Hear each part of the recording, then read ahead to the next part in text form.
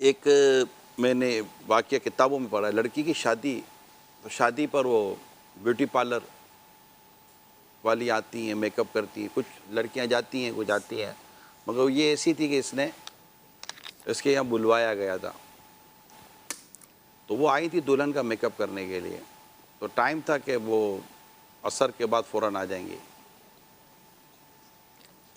تو ان کو آنے میں تاخیر ہو گئی۔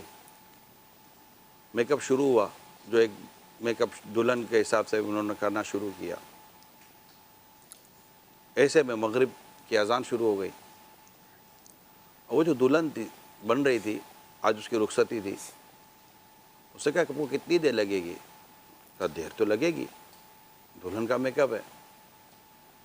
تو اس سے کہا مجھے تو نماز پڑھنی ہے، مغرب ہو گئی ہے، مغرب میں بہت تاخیر تو نہیں کر سکتے میں زیادہ، اور اتنا کو بڑا وقت بھی نہیں ہوتا۔ تو اس نے کہا کہ وقت تو لگے گا، ظاہر ہے اب شروع بھی کر دیا ہے، کہ مجھے وضو بھی کرنا ہے، نماز پڑھنی ہے، اور وضو کرو گی تو جتنا اب تک محنت کی ہے وہ بھی آگے پیچھے کچھ عورتیں بیٹھی ہوئی تھی۔ کہا بیٹی اب تیری رخصتی ہے، اب رات کو دیر سے سب ملا جلا کے پڑھ لینا۔ کہا یہ کوئی بات ہوئی؟ غلط بات کی انہوں نے۔ کسی نے کیا مشورہ دیا، کہتے ہیں تیمم کر لے، تو اس نے کہا یہ تھوڑی ہو سکتا ہے تیمم۔ اس کو کافی ٹالنے کی، گھمانے کی اور کوشش کی، 1000 روپے ضائع ہو جائیں گے۔ بولا مجھے نہیں سمجھ میں آ رہا کہ آپ لوگوں کو کیا ہو گیا، میں نے مغرب پڑھنی ہے، مجھے دیر ہو رہی ہے، اور آپ ہیں کہ میری بات سن نہیں رہے، تیری شادی ہو رہی ہے، شادی ہو رہی ہے تو میں نماز تھوڑی چھوڑ دوں گی۔ اللہ اکبر۔ اب وہ سمجھے نہیں، اور صحیح نہیں سمجھے، اس کو سمجھنا بھی نہیں چاہیے تھا۔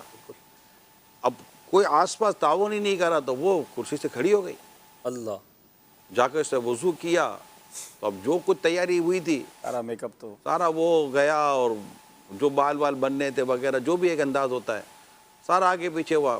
کتابوں میں لکھا ہے اس نے اتنی خشوع اور خضوع کے ساتھ اور اتنی حضور قلبی کے ساتھ نماز پڑھی، اور لکھنے والے لکھتے ہیں کہ وہاں دیکھتے تھے کہ اس کے نماز سے اس کی روحانیت اور نورانیت جیسے کہ نکل رہی، اللہ اکبر۔ بڑی تسلی کے ساتھ اس نے نماز پڑھی۔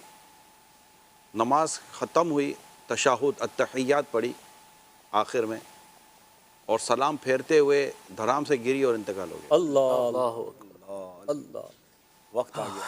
ہائے ہائے ہائے، انتقال ہو گیا۔